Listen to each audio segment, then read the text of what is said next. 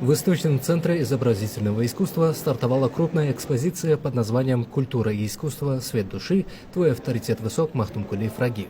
Организаторами мероприятия, приуроченного к ежегодному празднованию Дня работников культуры и искусства, а также поэзии Махтумкули Фраги, выступили Министерство культуры Туркменистана и Союз художников.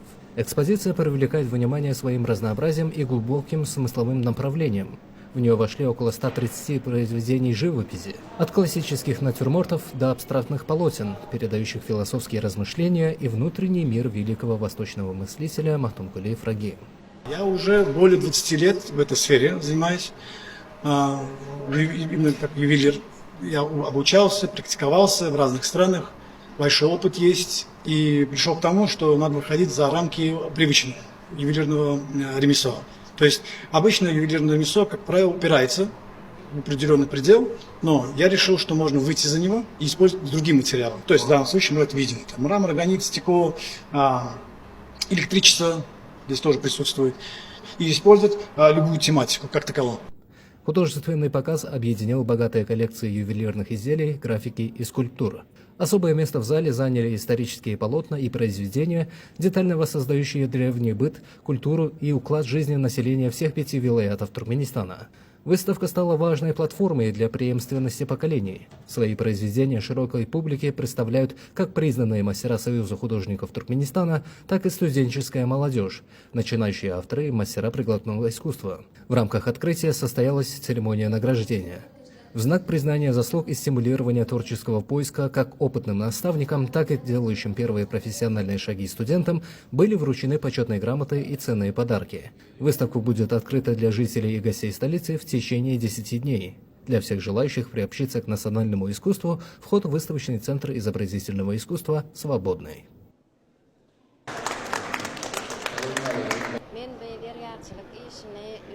Durmuşa çıkanımdan soň ýollaşym berýär, şondan öwrenip şeýdip başladym. 1998-nji ýyldan bäri, 98-nji ýylda durmuşa çykdym, şondan bäri şu derýärçilik işim bilen meşgullanyp gelýär. Men etati türkmen milli şaýhetlerini ýatamda hakyky gaşlaryny ulanýan. Sebäbi hakyky gaşynyň ulanmagymyň sebäbi hakyky gaşy gözden dilden gorýar. Türkmeniň pek adamyň umuman täsiri, saglygyna täsiri uly bolup durýar. Saglygyny bejerýär, ine ýa-ni ganaýlanşyny boglandyrýar. Kümüşüň özü, kümüş metalyň özü aslynda adam üçin peýdaly. Şu sebäpli men şu ýasan şaýymda türkmeniň milli şaýhetlerinden biri asyk şaý bolup gitýär. Bu asyk şaýyny aslynda türkmen gadymydan gelýän şaýmyň biri. Göne gadymlykda asyk şaý şelpeti şular ýaly görnüşinde ýasalýar. Ýöne meni döwre wagtlaşdyryp şu zamany gelňi ýyllarymyň haýyşdy bilen ýa-da döwre wagtda täre işläp özümçe şelpelerini akyp duran görnüşinde edip şular ýaly gözel görnüşinde edip işledim. Muň merkezine hakyky gaşyny ýerleşdirdim. Gyralaryna püride daşlaryny ýerleşdirdim. Püride daşyny ýerleşdirmegimin sebäbi püride daşy adama bag getirýär.